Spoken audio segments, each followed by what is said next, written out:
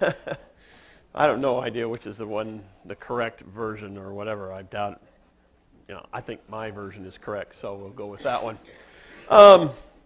Today, we want to talk about people being in their prime. We've been talking about Christmas being for real people.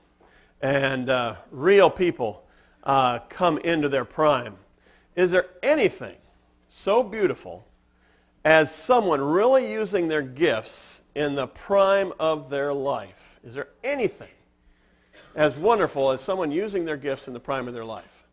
I mean, we got Michael Jordan, who can sky and soar like anything back when he was in the prime of his days. We got Michael Bublé, who sings beautifully. We got Michael Phelps. I picked all Michaels today. I don't know why. It's a good name. We got Michael Kank. Let's see. I'll point the laser at him right there.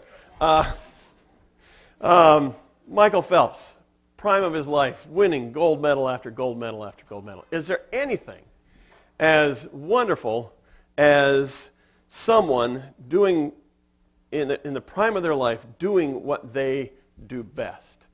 Will there ever come a day when you can do that? And when people are saying about you, oh man, that was the prime of their life.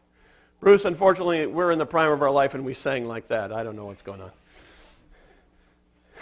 If we are patient, if we keep learning, if we keep working away at our craft, and Tom keeps working with the choir and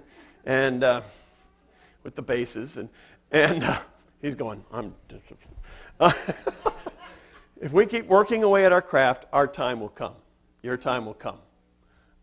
Speaking to all those folks in the back row and some of these front rows here, your time will come. The prime of your life. Keep working away at it. Keep learning. Keep working at it.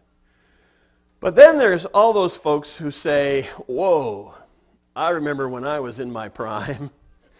I remember those days. I remember when, I could sing in the choir. I remember when, I was in the kids program back when I was that. I remember when I could, do all those good things. I remember when, I could run down the court all day playing basketball. I remember when I could swim. But then we're going, I remember when I was in my prime. There's a guy who's in his prime. I can't remember why I put that picture in there for some. I just thought it's crazy. I'd like to tell you a story about a couple of couples who got together, elderly couples who got together one evening to play a little cards. And as they were playing cards, they got to a pause, and the women went into the kitchen, and the men went out on the porch, and the guys started talking to each other, and the one guy says, hey, listen, you're doing great tonight. I haven't had to remind you what cards need to be played, what cards have been played. Your memory's sharp. You're doing great. Everything's different. I mean, something's different. What's going on with you? And the other guy says, well, it's because I took this memory course. Oh, okay. Wow. That sounds like a deal. I mean, it seems to work for you. I'd like to take that course too. What was the name of that course? The guy stops and he says, what's the name of that flower? That flower that's red and has long stems and has thorns on it? What's the name of that flower? Well, that's a rose. Hey, Rosie, what's the name of that memory course?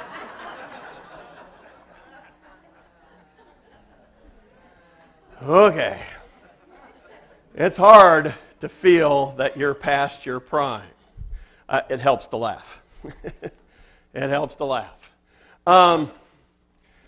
It's why, when we're past our prime, it's why we talk more and more about yesterday as we age. When we're past our prime, there's a note of wistfulness. When we think about those who have the limelight today, those who are taking the stage, those who are playing the sports, those who are doing have the power and the prestige nowadays. It's why our voices carry a trace of sadness when we think about and speak about those who were once so vital and so energetic and in their prime and doing great things. Because we think of folks as past their prime.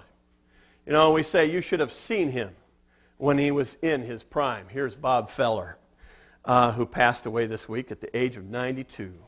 one of the great pitchers of all times. Evidently, when he was 90, he went to a fantasy baseball camp and struck out 16 batters at the age of 90. I don't know, that's kind of crazy. But you should have seen him in his prime. I mean, the guy could pitch like no other. But 92, he passes away. He's past his prime. You should have seen him in his prime. Well, today we want to look at a couple of people who are past their prime, Simeon and Anna. Both probably in their 80s, maybe 90s, maybe older than that. We're really not quite sure how old these folks were, but they seem to be past their prime. By the time we meet them in Luke chapter 2, Simeon was a graying saint, but in his youth, God had come to him and said, "You're not going to die until you see the Lord's Christ." What a great day for him, I'm sure. You know, he's going, I'm going to be part of this. I'm going to have a front row seat when the Messiah shows up. I'm going to be part of the revolution, and we're going to kick out the Romans, and it's going to be a great day. You know, and I'm sure as a young man when he received this, he was all gung-ho. He was a man in his prime, but it has been a lot of years. And then decades flowed by with nothing happened. On this site, September 5th, 1782, nothing happened. And he had to be thinking about that as he got older and older and older.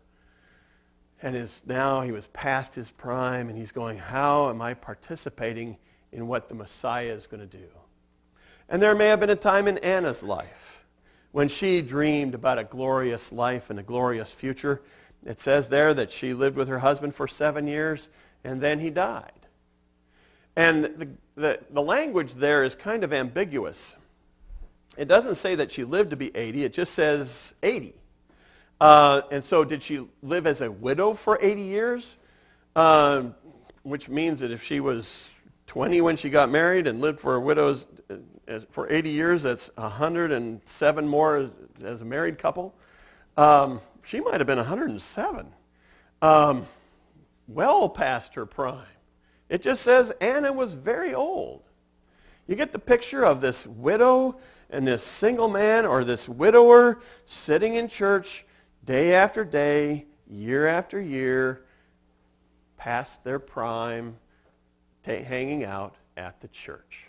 Well, normal wisdom would say that their prime was behind them. The obvious opportunity for them to influence the world had passed them by. You know, they were no longer the vital young people that they wanted, and all they had at this time were their memories. I asked the question earlier, is there anything as beautiful as watching someone use their gifts in the prime of life? And you know, frankly, the answer is yes. The answer is yes. And it's because God thinks about the prime of your life differently. It's watching someone in the second prime of their life. But God watches us differently. Betty White, I don't know if she ever got out of her prime. But God looks at us differently. And I don't know if this should be the second prime of our lives or if this is the real prime of our lives.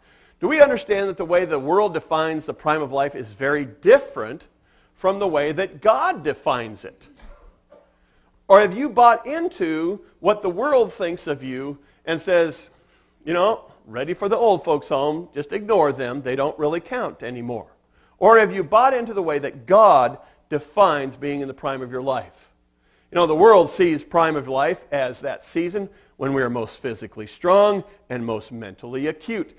God sees it as the season when we are spiritually strong and intellectually humble. The world sees it power. God sees it humility.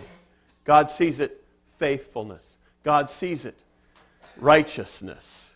The world considers us in our prime. Don't all scream, little girls. This is Justin Bieber, by the way, in case you don't know.